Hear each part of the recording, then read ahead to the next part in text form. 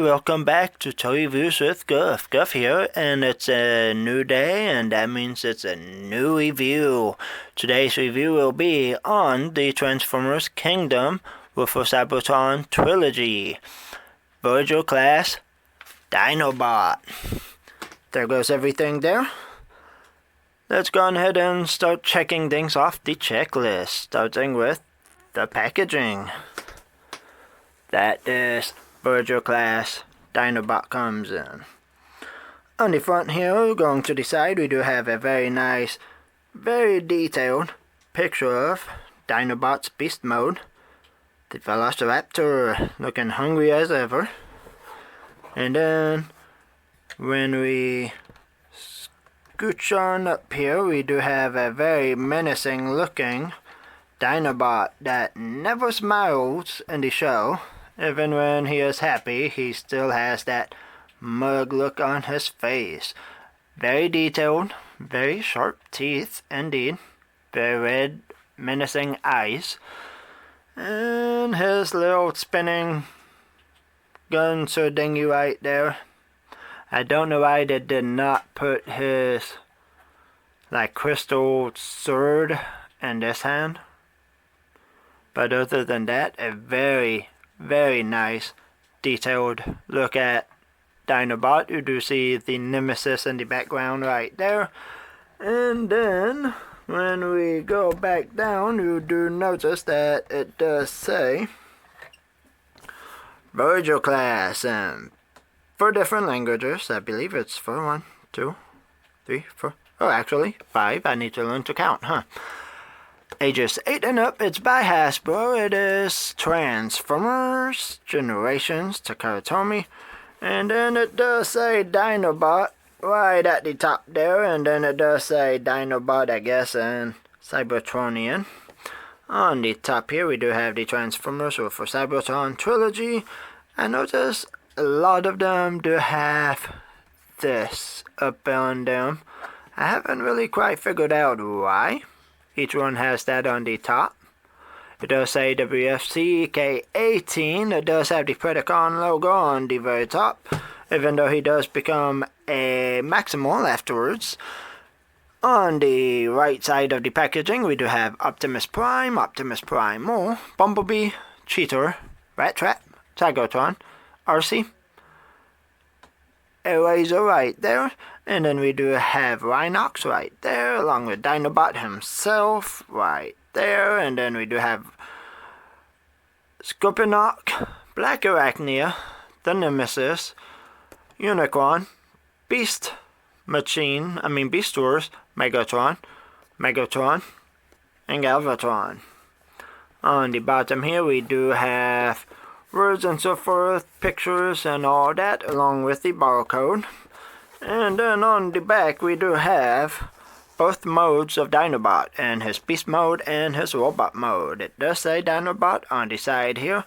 At the top it does have a black logo of the Predacon symbol. Up here it does say Transformers. More than meets the eye.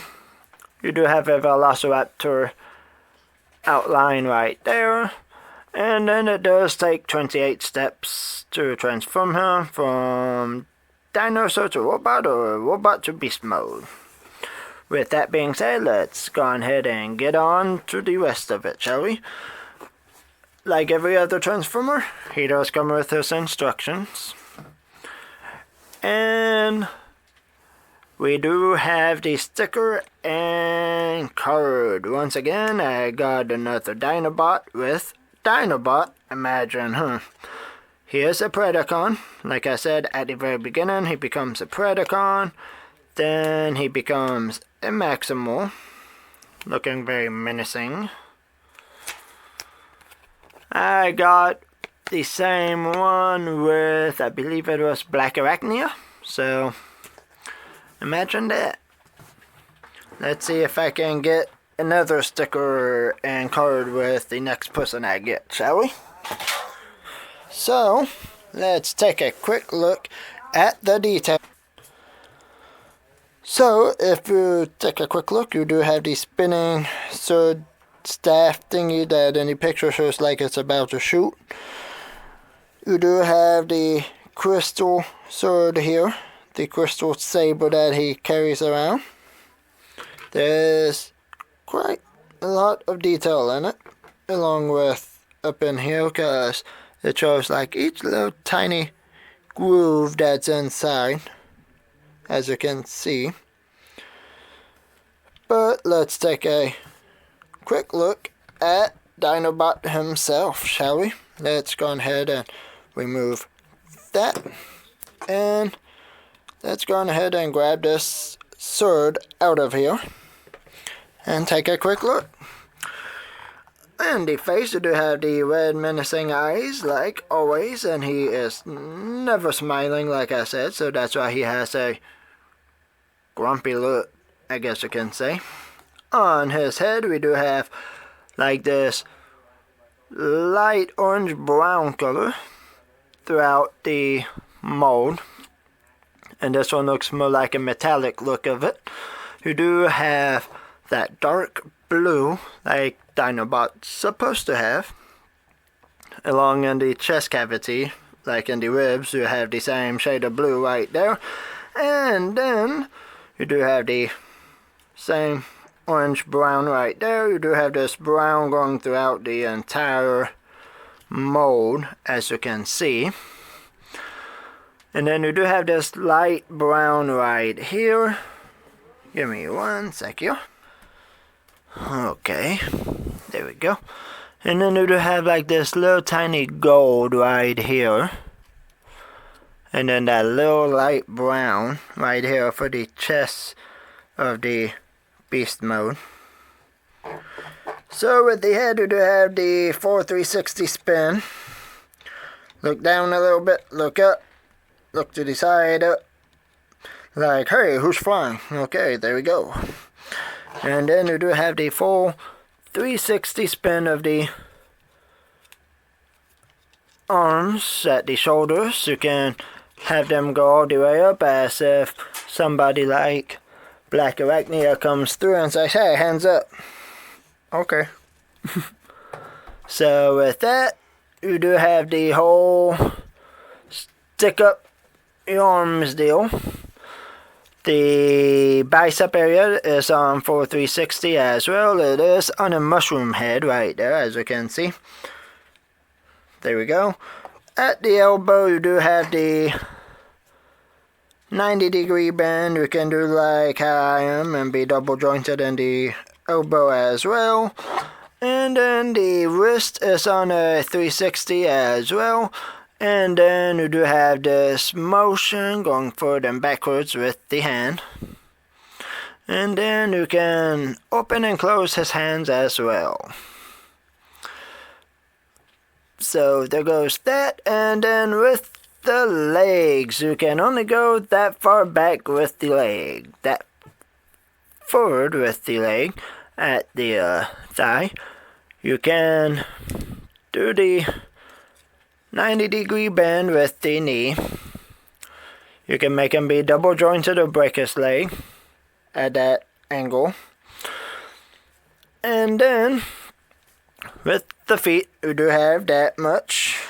You do have bendability to make him do that. You can make him do these splits too if you want. And you can even have him do these splits and not worry about him falling over. Because hey, the ankles, they're broke. He broke them ankles. So, with all that, like my granddaughter said, you can even make him look like he's about to do a ballerina dance. So, how does he size with the others? Let's take a quick look. Here he goes with Black Arachnia. And here he goes with, now she is a deluxe, he is a Voyager. Here he goes next to the Voyager class, not Voyager class, but deluxe class cheater. If I can get him to stand up. There we go. And here he goes next to Voyager class Optimus Primal, who just happens to be the leader of the Maximals, which Dinobot, with all his glory, decided to join due to honor. And just for the heck of it, here he goes next to a Voyager class figure from Titan's Return that I had repainted myself. And as you can see, the Titan's Return Voyager class is behind him, so you can see the difference in sizes from that set to the new set. And then here he goes next to a leader class Earthrise Optimus Prime. And there we go. So you have the Autobot leader, the Maximal leader, and then the Maximal Scout, I guess you can say, along with the two Predacons that decided to switch teams and become Maximals. So now you might be wondering, hey, what about the transformation? I say, hey, let's go on ahead and get down to it, shall we? I say, we shall. So for Dinobot here, what we will do is we would bring his arms out, like how I said, my granddaughter said, like a ballerina. Now I did notice with mine, and when I watched other reviews, he has this whole like bobblehead syndrome, but it's not the head, it's the top half. And when I actually looked, kinda hard to see, but if you look, you can see like where he's attached from the top half to the bottom half. It's like a very, very thin, like no bigger than the gold crotch area right there, going into the upper half. So you do have that like bubblehead syndrome, shake syndrome type deal going on with that top half. But for the transformation, it's rather simple. You bring them out, and then you wanna take and unpeg these and bring them out. Mine's being kinda stubborn, I guess you can say. Oh, that's right. Bring the arms all the way up, like I said, hey, this is a stick up, put your hands up. Then you can bring out the raptor hands. Turn it around like so. If you notice, there's a peg here that connects right there. Same thing, there's a peg that connects to the hand right there, as you can see. Bring them on out. And then you're gonna wanna take this side part right here and bring it up. Similar. There's a peg, but no peg hole. It's actually gonna like slot into his nose. The dinosaur's snout, basically. The raptor snout is where it's gonna rest at, basically. So you wanna do that to both sides, basically. And then these right here are actually gonna rotate going this way. Like so. And then you're gonna wanna kinda, sorry about that, you got a foot in the face, I guess. But you're gonna wanna smooth them into each other. Make a, done it again, I'm sorry. Do just like that. And then you're gonna wanna bring this whole area down. It's gonna come apart. I don't know why mine does that. I really don't know. Oh, okay. I think I may have it figured out now. You're gonna wanna have the mushroom head part go facing the top when you bring this section down. Yep, because I noticed I've been having troubles with mine not wanting to stay closed for the legs. And then what you're gonna want to do, close the feet up like so, rotate the hip around the waist, and then you're gonna wanna unpeg this back piece from the rest of it. It's gonna peg into these holes right there, and the pegs is actually right here. Bring the head forward like so. Bring this whole back piece up. Bring this part down like so. So you kind of see like the back of the raptor going up. Grab the head. Bring it up like so. And then you're going to want to break his knees. Bring this down. There's going to be a peg here that connects into the kneecaps. So you're going to want to do that to both. Just like that. And then you're going to want to open these up on his legs. But before you do that, so you want to open them up before you connect them. And then you're going to want to slide them on by. Like so. And then these pegs right here gonna peg in right there. And then the feet have these little pegs right there. They're gonna slide in right there. So all you do is slide the pegs in where they need to go. They're not gonna click or nothing to let you know. You're just gonna have to go by how you see them. And then you're gonna wanna bring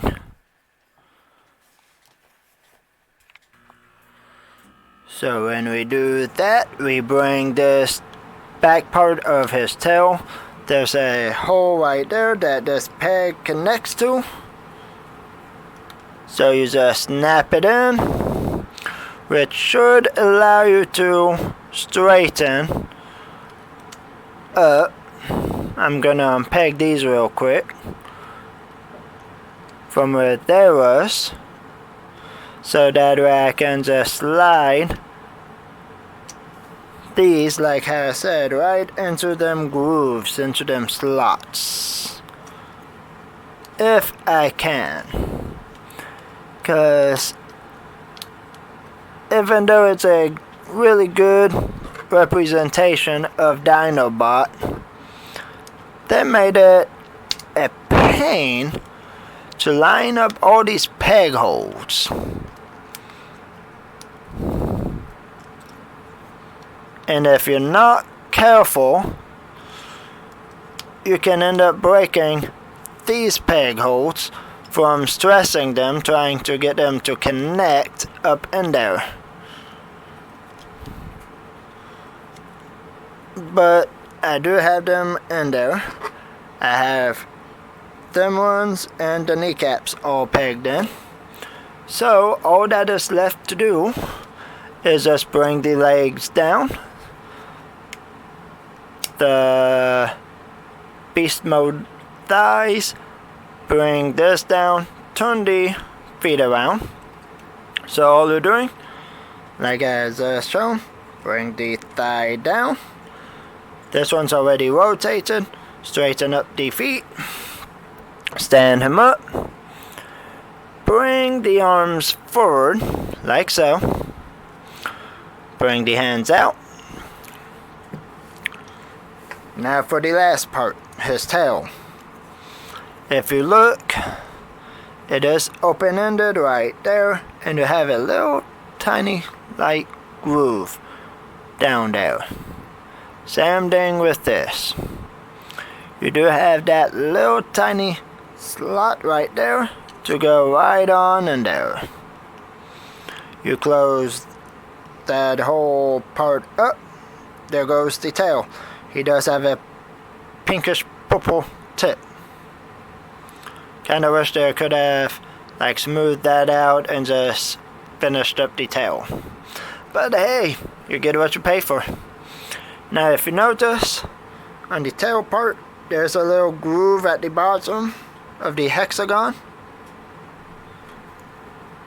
if you look, there's a little tiny tab right at the bottom. You have to line it up and it slides right in. If you don't, you're gonna know, because there's gonna be a spot there. So all you have to do, turn it around, snap it into place, and there we have it. We have Dinobot. How does he fare with the rest? Well, let's take a quick look, shall we? But before I do the size comparison, there was something that I did forget to show you guys. With the head, with the rotations and movability, you do have that. You do have the mouth open. They did take the time and effort to paint the tongue red, but they forgot to give him his front teeth. So I guess all Dinobot will be saying for Christmas is, I want my 2 front teeth. But I guess all front teeth. You do have the little pupil in the eyes looking dead ahead. So you do have the movability with the mouth. You can have him look straight down. Mine is like really hard to move around. And you can kind of hear that clicking noise up in the head when you go to do it. You do have the movability at the wrist. You do have the movability at the elbow. You can do the whole 360 with the arm at the shoulder. And then the legs don't move. Would be nice if they did, though. That would be a really good thing, you know, to do it. But you get what you get. You do have the movability right there at the ankle. And then the feet do open and close. But that's as much movability as you can get out of this figure in his beast mode. So how does he size up to the rest of them? Let's take a quick look. Here he is next to the Voyager class Big Bot, Optimus Primal. There we go. So you can see he is quite longer than Optimus Primal. Here he is next to the deluxe class Cheetor. There we go. He is still slightly longer, fairly taller. They're both about the same width. Here he goes next to the very venomous Black Arachnia, who happens to be a deluxe class as well, same as Cheetor here. Fairly longer still. You know, if you have her legs completely outwards, he still has about that much more length than what she does. He is fairly taller still, but like how with all the other reviews that I've done with her, they ain't got nothing on her width. So if she needed to attack more than one on each side, she would be more than able to. So, with that being said, the last one to size up to would be the leader class. Due to the trailer, Optimus Prime. As you can see, Optimus Prime is ever so slightly longer, like by, like not kidding, like by a snitch, like a cinch, like literally, like a pinky's width of a difference. But standing up, yeah, he is about 3 fingers taller, but that also depends on how low can you go with his head. There we go. There's a llama height to his tail now. But width-wise, they're about the same size. Sorry, I don't know why that seems so funny, but it was to me for some odd reason. I don't know. So, but with all that being said, I actually do like the representation of this figure.